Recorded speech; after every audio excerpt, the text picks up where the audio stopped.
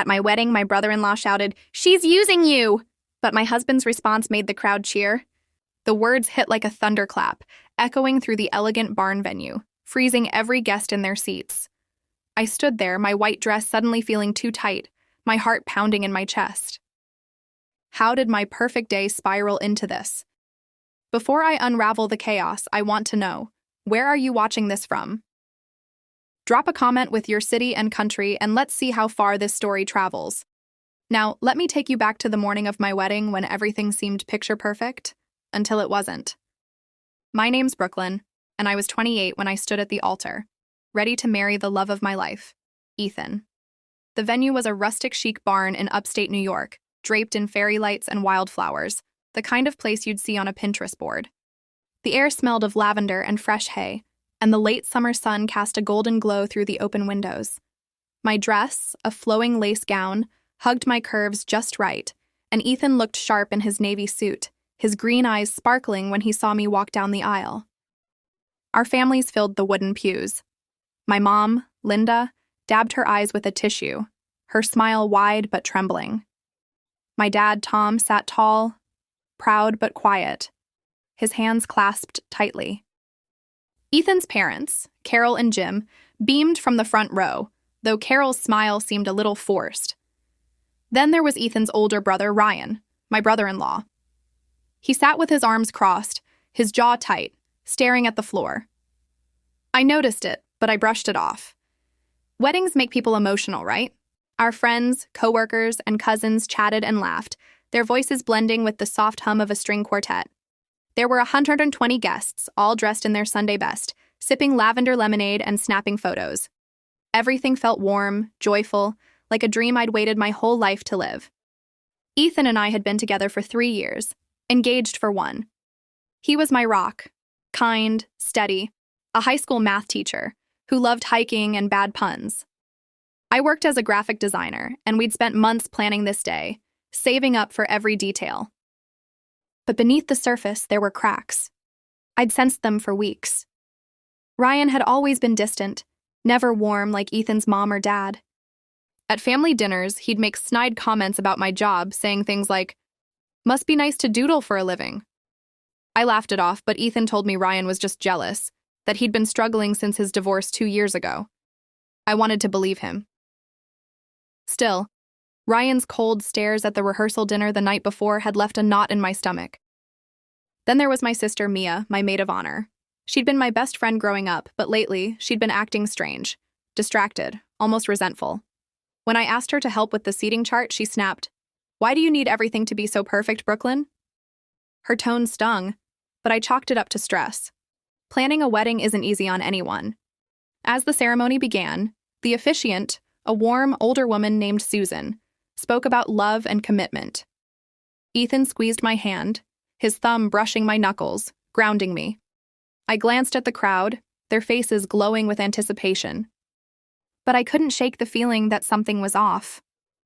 Ryan's eyes flicked up, locking onto mine for a split second before he looked away. Mia shifted uncomfortably beside me, her bouquet trembling slightly. Even Carol, Ethan's mom, kept adjusting her necklace, her fingers restless. I told myself it was nerves. Weddings bring out everyone's emotions, don't they? I focused on Ethan, his steady gaze, the way he mouthed, "I love you," when Susan asked us to face each other. This was our day. Nothing could ruin it. Or so I thought. As we exchanged vows, the air felt heavier. The guests were quiet, but not the peaceful kind of quiet. It was the kind where you could hear a pin drop, where every cough or rustle felt amplified. I noticed my cousin Jenny whispering to her husband, their heads bent close. A few rows back, Ethan's coworker Mark leaned forward, his brow furrowed. I pushed the unease down, focusing on Ethan's words. "Brooklyn, you make every day better. I promise to choose you, every single day." My eyes welled up and I started my vows, my voice shaky but sure. But then, just as I reached the part about in sickness and in health, Ryan stood up. The creak of his chair cut through the silence like a knife. Every head turned. My heart stopped. His face was red, his fists clenched, and before I could process what was happening, he shouted, "She's using you, Ethan!" The barn went dead silent. My bouquet slipped from my fingers, hitting the floor with a soft thud.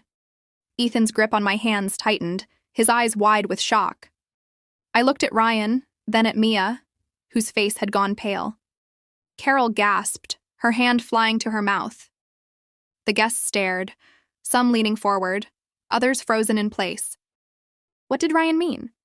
And why did Mia look like she'd just seen a ghost? The silence in the barn was suffocating, like the air had been sucked out of the room.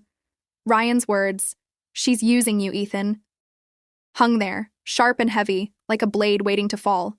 My knees wobbled, and I clung to Ethan's hands, his fingers still wrapped around mine. He hadn't moved, but his eyes darted from me to Ryan, confusion clouding his face. The guests shifted in their seats, whispers rippling through the crowd like a gust of wind. I could feel every pair of eyes boring into me, judging, questioning. "Ryan, what the hell?" Ethan's voice was low, controlled, but there was an edge to it, like he was holding back a storm. He stepped forward, putting himself slightly in front of me, protective. My heart raced, torn between gratitude and dread.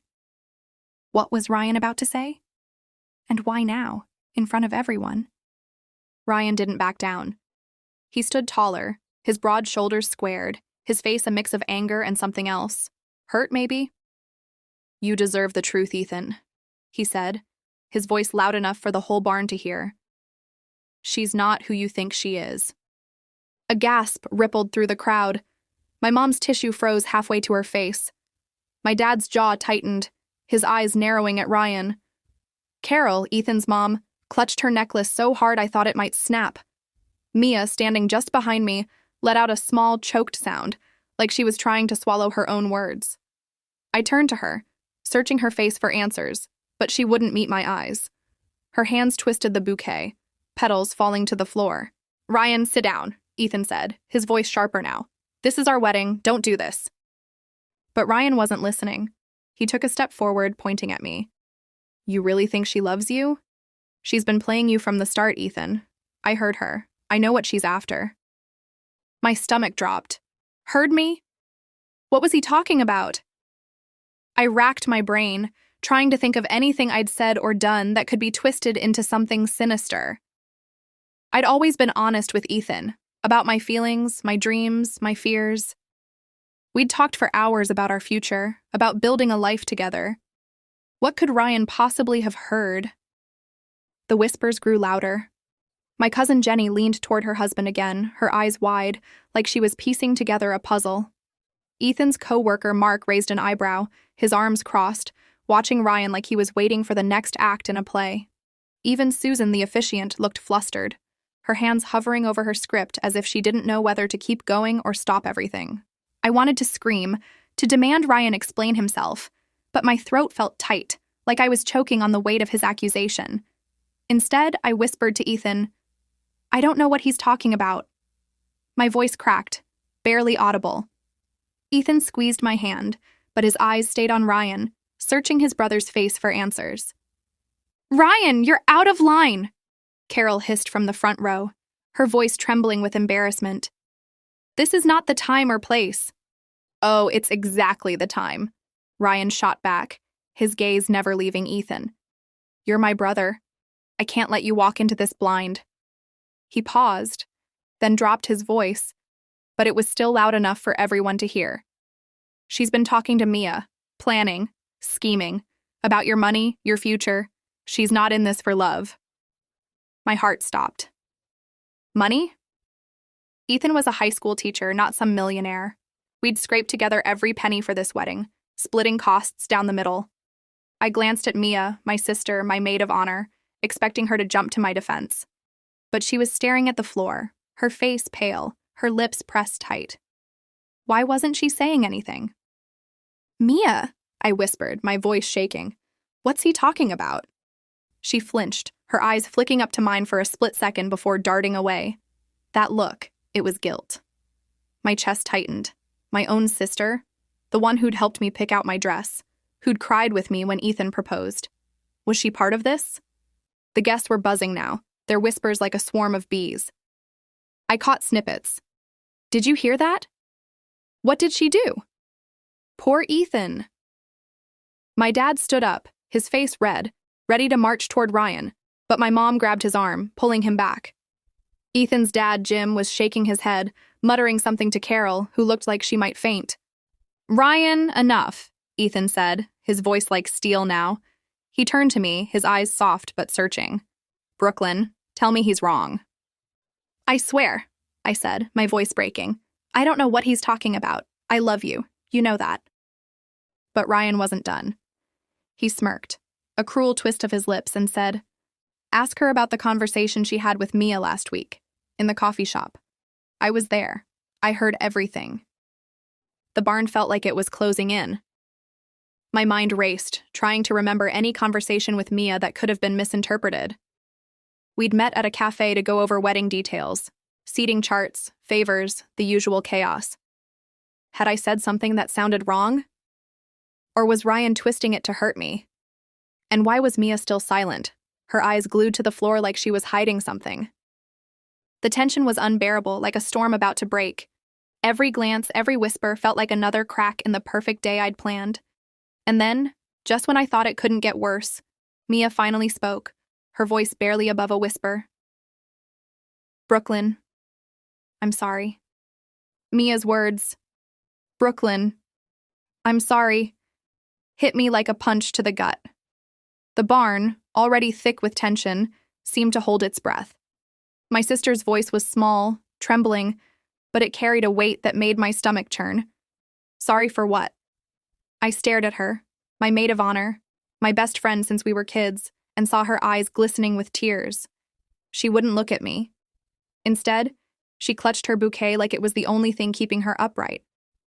"Mia, what are you talking about?" I asked, my voice sharper than I meant it to be.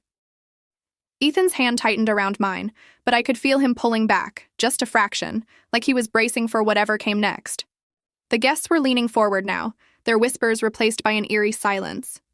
Even the string quartet had stopped playing, the last note fading into the rafters. Ryan crossed his arms, his smirk gone, replaced by a grim determination. "Go on, Mia," he said, his tone cold. "Tell them what you told me. Tell Ethan what Brooklyn said at that coffee shop." My heart pounded so loud I was sure everyone could hear it. The coffee shop. Last week. Mia and I had met at Brood Awakening, a cozy spot in town, to finalize the wedding playlist and go over the schedule. It was a normal sister moment. Or so I thought. We'd laughed about Ethan's terrible dance moves, complained about the florist's last-minute price hike. Nothing stood out, nothing that could lead to this. "Mia, please," I said, stepping toward her, my dress rustling against the wooden floor. "What did I say? What's Ryan talking about?" She finally looked at me, her brown eyes wide with panic. I didn't mean for this to happen," she stammered. "It was just talk, Brooklyn. I swear I didn't think he'd—" She cut herself off, glancing at Ryan, then back at the floor. "Didn't think I'd what?" Ryan snapped, his voice rising. "Tell the truth? Ethan's my brother. He deserves to know who he's marrying." "Ryan, stop." Carol, Ethan's mom, stood up, her face flushed. "You're ruining their day."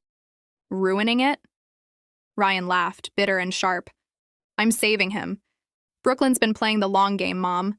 She's got Mia wrapped around her finger, feeding her lies about how she's set for life now that she's got Ethan." My jaw dropped. Set for life? The accusation was so absurd I almost laughed, but the look on Ethan's face stopped me cold. His green eyes, usually so warm, were clouded with doubt. He turned to me, his voice low. "Brooklyn, what's he talking about? What did you say to Mia?" "I didn't say anything," I said, my voice cracking. "Ethan, you know me. We've been together 3 years. When have I ever cared about money? We're both broke half the time." A few guests chuckled nervously, but the tension didn't break. "Then why's Mia apologizing?" Ryan pressed, his eyes boring into me. "Why's she looking like she just got caught?" All eyes turned to Mia. My dad was on his feet now, his hands clenched, glaring at her. My mom's tissue was a crumpled mess in her lap, her face pale. Ethan's coworker Mark whispered something to the woman next to him, and my cousin Jenny's eyes were practically popping out of her head. The air felt electric, like a storm was about to break. "Mia," I said, my voice barely above a whisper. Say something, please. She took a shaky breath, her voice trembling. It wasn't what you think, Ryan. Brooklyn was joking. We were just talking about the wedding, about how expensive everything was. She said something like, "Good thing Ethan stuck with me now, I'm set." But it was a joke. She didn't mean it like that. A joke. My own words, twisted and thrown back at me. I remembered saying it now, at the coffee shop, laughing over our lattes about how we'd be eating ramen for months after the wedding bills. But Ryan had overheard, and he'd spun it into something ugly. I turned to Ethan, desperate for him to understand. It was a joke, Ethan. You know I'd never... But before I could finish, Ryan grabbed the microphone from Susan, the officiant, who looked too stunned to stop him. The feedback screeched through the barn, making everyone wince. A joke? He said, his voice booming. Then why did Mia tell me you've been bragging about how you've got Ethan wrapped around your finger? How you're set because he's got that inheritance coming? The crowd gasped. Inheritance? Ethan's face went white. My mind reeled. Inheritance? Ethan had never mentioned anything like that. We'd always been open about our finances, our shared bank account, our student loans, our dreams of saving for a house. If there was an inheritance, I didn't know about it. Ryan, what are you talking about? Ethan said, his voice shaking with anger. There's no inheritance. Dad's still alive, for God's sake. He gestured toward Jim, who looked as confused as I felt. Ryan faltered, his confidence cracking for the first time. But Mia said what? Ethan turned to my sister, his voice sharp enough to cut glass. Mia burst into tears, her bouquet falling to the floor. I lied, she sobbed, her words echoing through the silent barn. I told Ryan there was an inheritance. I was mad, okay? Brooklyn was so happy, so perfect, and I was jealous. I made it up to make her look bad. The room exploded into murmurs. My heart shattered. My own sister, jealous. Of me. I stared at her, tears burning my eyes. Mia, why?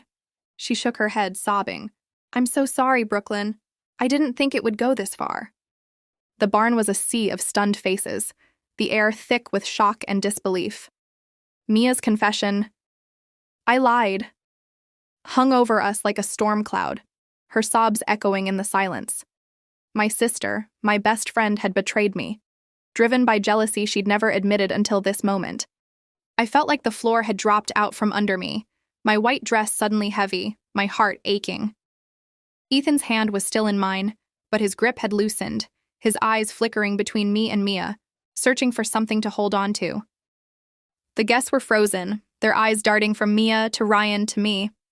My mom's face was crumpled, tears streaming down her cheeks as she stared at her youngest daughter.